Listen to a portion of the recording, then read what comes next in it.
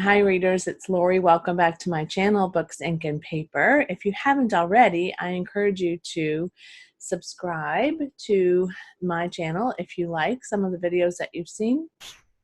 Click the little bell at the top to get a notification of when new videos are presented. And please comment and share in the comments below about your reading life and what you like and what you've read.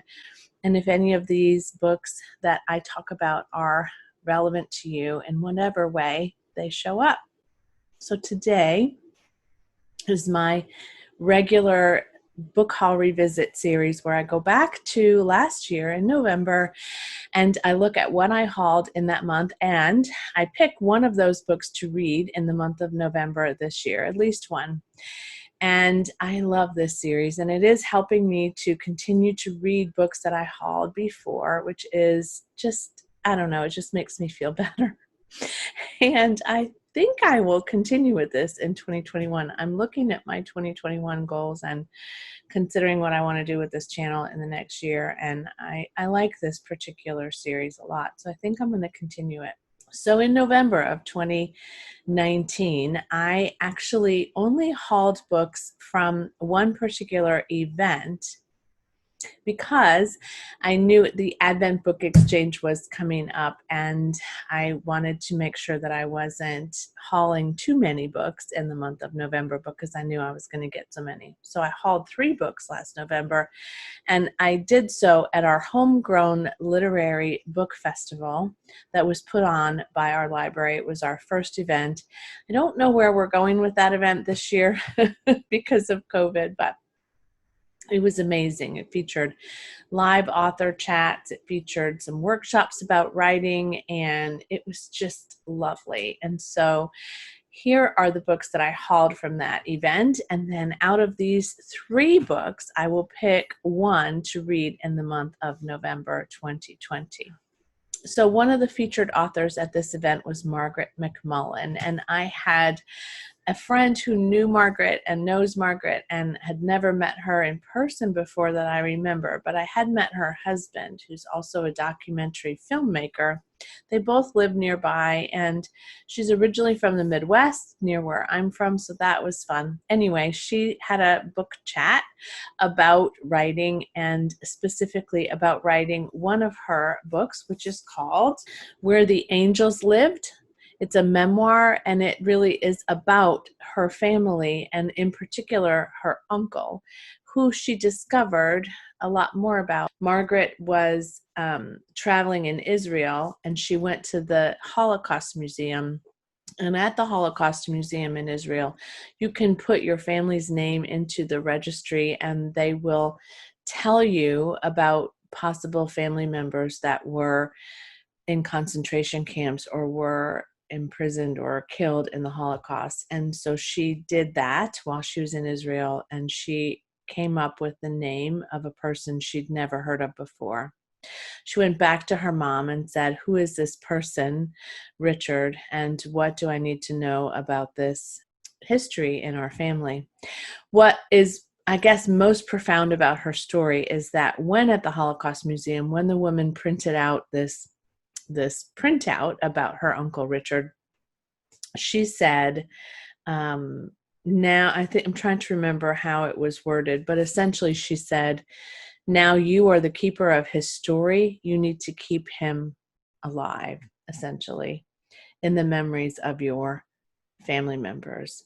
That touched me so deeply because I am a person who tries to keep the memories of my family alive, and I am failing at in many cases, but dedicated to finding out more about my dad and his family. And I think it's just important that we do record those stories. So this is the story of her discovery of what happened to Richard and where it took her, which surprisingly to me, it took her to Budapest, Hungary, and I lived there for a time. So this just really was a must buy for me. So I am noticing how sad I am that I haven't read this up till now. After meeting Margaret, I also purchased In My Mother's House, which is a novel.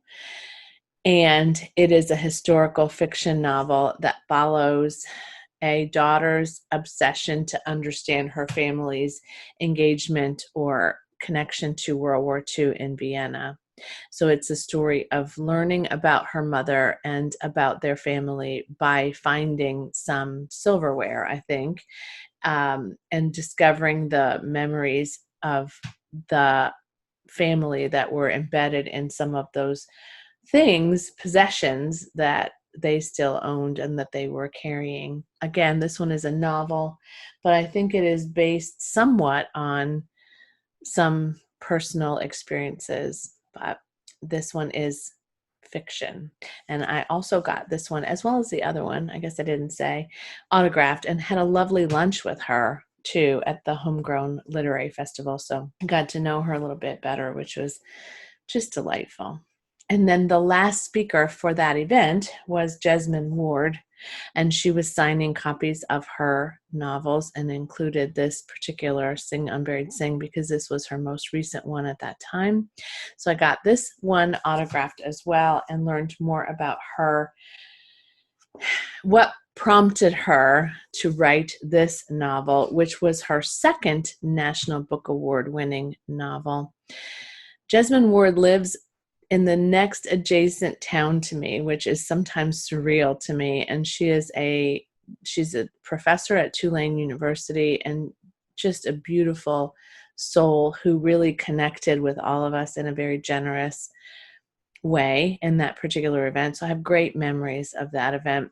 So this novel is part ghost story also, which surprised me. And so I'm really intrigued by that this time of the year. So it follows a family who's making a trip from the Gulf Coast to the penitentiary because I think that there is a person in their lives that is incarcerated in the penitentiary. It's a short one. My daughter read it and really enjoyed it, which is why she also gifted it to me last year. So I had 2 copies for a while and I gave one away, but I've never gotten to this and I see it all the time and I really want to get to it. So this is going to be a tough one for me, a tough decision for me.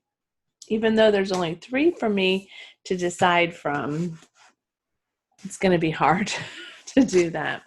So I'm thinking about November, and I'm also thinking about my November TBR, and I'm also thinking about the fact that it's nonfiction November, which I'm going to talk more about in another video, because I am thinking about the nonfiction that I want to at least pull out and consider during the month of November. Watch for another video on that, which actually, if you've never heard of Nonfiction November, check out a Book Olive's channel and I'll link that below and she'll tell you a little bit more about it. And there are 4 prompts for 2020. So again, I'll have another video about that for sure. And that might be motivating me to pick this up.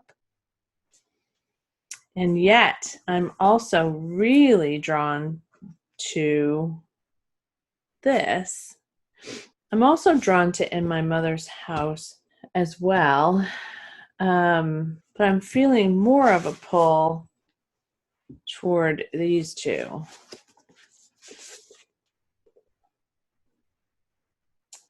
And the question is, with the holiday season and everything on my plate, could I put both of them on my list? Where the Angels Lived, almost dropped that, is 259 pages, so not a huge lift. I feel like it would be very compelling to read. Sing Unburied Sing is, it has a reading guide at the back, by the way, if you have a book club. There's a reading group guide.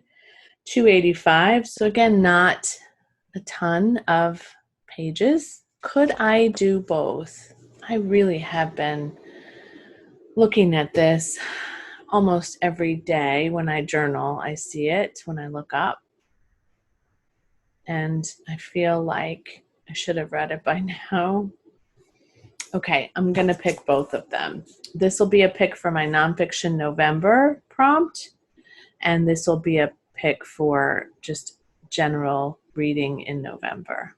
That makes me feel good. So 3 books I hauled in November of 2019. I'm going to get to 2 of them this November.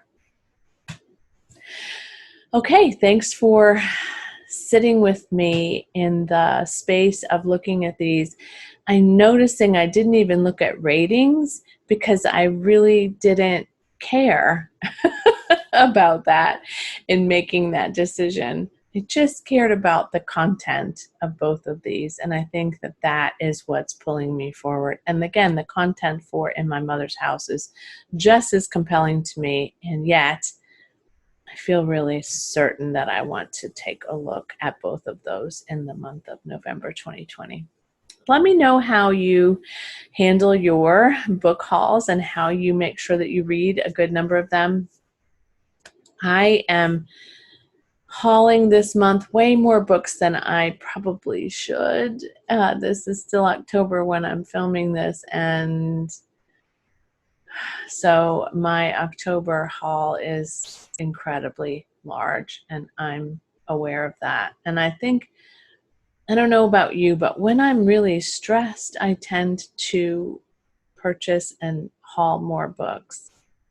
And I'm pretty stressed with everything going on in the world right now, with COVID still being such a big part of our lives, with election season coming up, with just a lot of things that happened during this last quarter of the year for me in terms of work and goals and finishing goals and planning new goals. And so there's just a lot happening. And when I'm really distracted by outside influences, the one thing that I can find peace and solace and comfort in is books. So I'm reading a good bit and I'm hauling a good bit. So I like that this series allows me to go back in time and really look at what I've hauled and make sure that I'm still committed to it, and then make a plan to commit to reading it. Okay, thanks for joining me today. I appreciate you so much. I love to hear your thoughts in the comments below, and as always, happy reading. Bye.